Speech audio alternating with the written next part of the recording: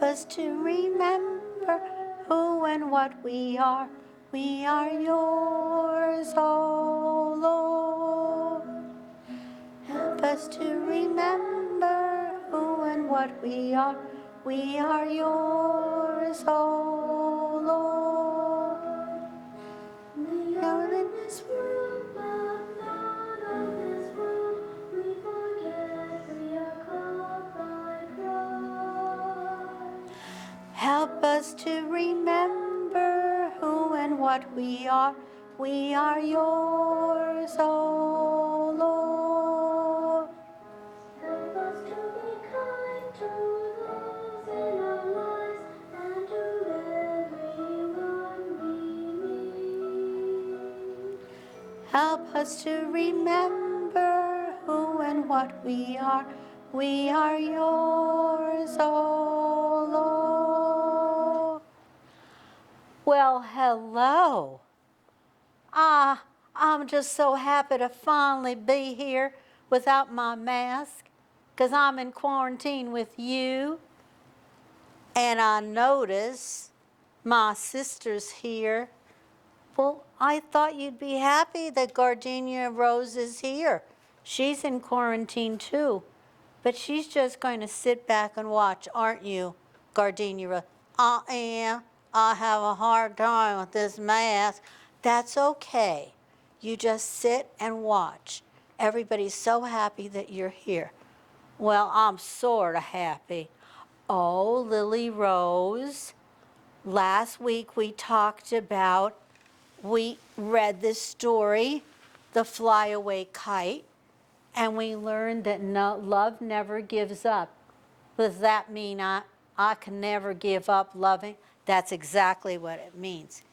And we talked about how Christ wants more from us all the time.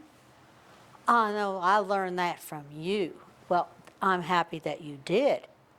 But the gospel for this Sunday is an encouraging gospel. Well, I need a lot of encouragement now, especially during this pandemic. So do we all. Well, Jesus gives us that encouragement. He says, if you love me, he uses that word again, you will keep my commandments, and my Father will be with you, and I will be with you. Wow, that's a mouthful for sure. I feel better already. Well, I'm happy. I'm happy that you do, because that's what Jesus came to do, to give us encouragement. But you know, you need a lot of courage during this time. That's how did you know that that's the word I have to talk about? That's because I always listen to you, Sister Suzanne, and I try to be the best self ever, following Jesus. Well, I'm happy to hear that, because that's what this Sunday's gospel is about, encouraging us to love and to have courage. Courage is hard. I'm kind of fearful and scared. Well, it doesn't mean that you're not fearful and scared when you have courage. You just move on. And I have a story today that I think you're going to really like.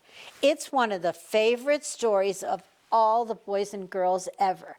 And it's the story, and you're going to sit back and listen to it, I'm sure, right now and enjoy it. It's the story of Ruby Bridges, my friends. This is one of the most popular books ever. Some of you know that Ruby Bridges lived not so very long ago, and she's still living today. And she started something that took a lot of courage. And here she is as a little girl who was getting ready to go to school, and she was getting ready to go to school in first grade. And the story begins with something that her mother said to her about her. Our Ruby, she said, taught us all a lot. Imagine that. It was Ruby who taught us so much. She became someone who helped change the country. She was part of history. Can you imagine a little girl turning and changing the whole course of history? She, just like presidents and famous people are a part of history, so Ruby Bridges turned the course of history. She led us away from hate, and she led us nearer to knowing each other, the white folks and the black folks. And there is Ruby. She was born in a small cabin near Tylerton, Mississippi. She said that she was very poor, very, very poor.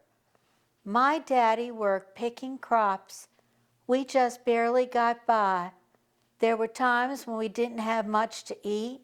The people who owned the land were bringing in machines to pick the crops, so my daddy lost his job, and that's when we had to move. I remember us leaving. I was 4 at that time. But in 1957, the family moved to New Orleans. Ruby's father, he became a janitor, and her mother took care of children during the day. After they were tucked into bed at night, Ruby's mother went to work scrubbing floors and offices in a bank. Every Sunday, the family went to church. We wanted our children to be near God's Spirit, Ruby's mother said. We wanted them to start feeling close to Him from the very start. And so you see Ruby with her mom, and that's her brother and her sister. But something big is going to happen now.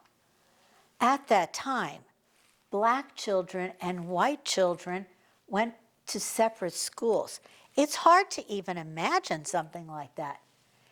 And that was happening in New Orleans. The black children were not able to receive the same education as the white children. It wasn't fair, and it was against the nation's law. Uh-oh, something big is going to happen. In 1960, a judge ordered 4 black girls to go to 2 white elementary schools. 3 of the girls were sent to McDonough 19. 6-year-old Ruby was sent to the 1st grade at William Franz Elementary School. All by herself, the only black girl going to that particular school? Ruby's parents were proud that their daughter had been chosen to take part in an important event in American history. They went to church. We sat there and prayed to God, Ruby's mother said, that we'd all be strong and we'd have courage and we'd get through any trouble. And Ruby would be a good girl and she'd hold her head up high and be a credit to her own people and a credit to all American people. We prayed long and we prayed hard. And there's Ruby over here with her brother and sister and her mother and father. On Ruby's first day, a large crowd of angry white people gathered outside the Franz Elementary School. The people carried signs that said they didn't want black children in a white school. People called Ruby names. Some wanted to hurt her. The city and state police did not even help her. The President of the United States ordered federal marshals to walk with Ruby into the school building. Can you imagine that the marshals had to carry guns? There's Ruby with the marshal on each side of her. And all these angry people screaming terrible things at Ruby. She was just a 6-year-old little girl. Every day, for weeks, that turned into months, Ruby experienced that kind of a school day. She walked to the Franz school surrounded by marshals, wearing a clean dress and a bow in her hair, and carrying her lunch pail Ruby walked slowly for the first few blocks. As Ruby approached the school, she saw a crowd of people marching up and down the street. Men and women and children shouted at her. Don't forget, it was every day for weeks and months. They pushed toward her. The marshals kept them from Ruby by threatening to arrest them. Ruby would hurry through the crowd and not say a word. That must have been so difficult. There she is. The white people in the neighborhood would not send their children to school. When Ruby got inside the building, she was all alone except for her teacher. Oh, there she was, her teacher, Miss Hurley. There were no other children to keep Ruby company, to play with and learn with, to eat lunch with. But every day, Ruby went into the classroom with a big smile on her face, ready to get down to the business of learning. All by herself, with all the desks empty. She was polite and she worked well at her desk, Miss Hurley said. She enjoyed her time there. She didn't seem nervous or anxious or irritable or scared. She seemed as normal and relaxed as any child I've ever taught, said Miss Hurley. So Ruby began learning how to read and write in an empty classroom in an empty building. And so here's Ruby with her teacher. Now remember, her teacher was a white teacher. And she was brave enough to take on that role as her teacher, because probably people weren't too happy with Miss Hurley either. Sometimes I'd look at her and wonder how she did it, said Miss Hurley. How she went by those mobs and sat there all by herself, and she seemed so relaxed and comfortable. Miss Hurley would question Ruby in order to find out if the girl was really nervous and afraid, even though she seemed so calm and confident. But Ruby kept saying she was doing just fine. The teacher decided to wait and see if Ruby would keep on being so relaxed and hopeful, or if she'd gradually begin to wear down, or even decide that she no longer wanted to go to school, which could easily happen after all that time. Then one morning, something happened. Miss Hurley stood by the window in her classroom, as she usually did, watching Ruby walk toward the school. Suddenly, Ruby stopped, right in front of the mob of howling and screaming people. She stood there facing all those men and women. She seemed to be talking to them. What could she possibly be saying? Look at how angry they are. And there's Ruby. Miss Hurley saw Ruby's lips moving and wondered what Ruby could be saying. The crowd seemed ready to kill her. Yes, that's just what I said. The crowd seemed ready to kill her. The marshals were frightened. They tried to persuade Ruby to move along.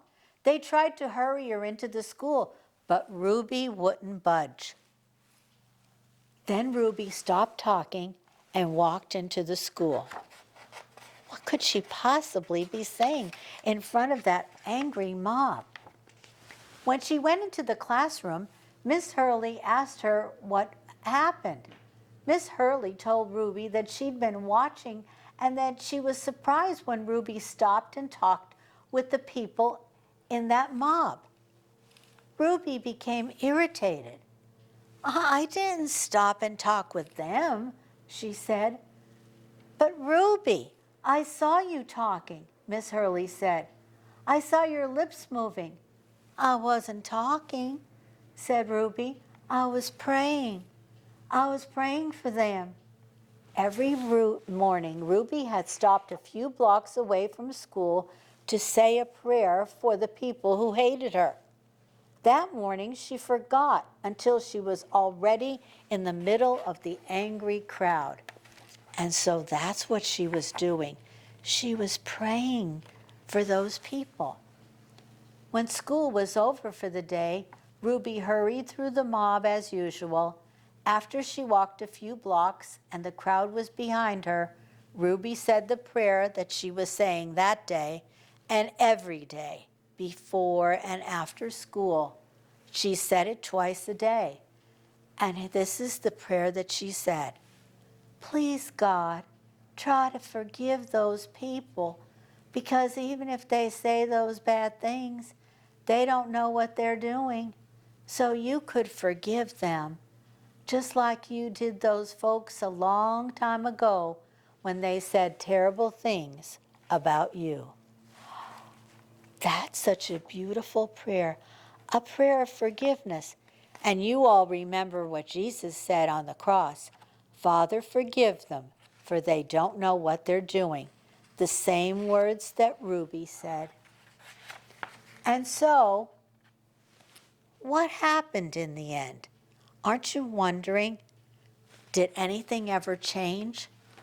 Well, after all those months, some of the parents were tired of having all their children home from school, just like now. I bet your mom and dad would like to have you back in school, and so would you like to be back in school. And so they started to send their children, their white children, back to school. And before you knew it, by the next year, those classrooms started to fill up.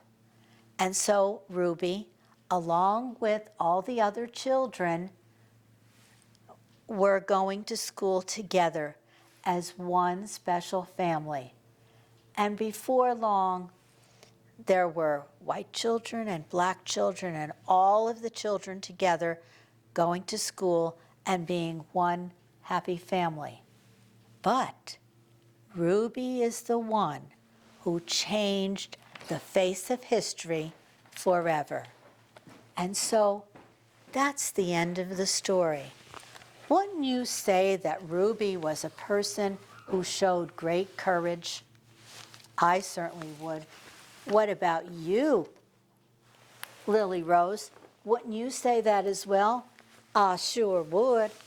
Well, I'm happy. That's our message for this week, to show courage in this pandemic. And we need to encourage each other, our moms and dads, and our brothers and sisters, and have courage doing our best, just like Ruby Bridges. And so, my friends, I'm so happy that I was with you today, and I look forward to seeing you again next week. And with God's blessing, may we all go forward with courage and love.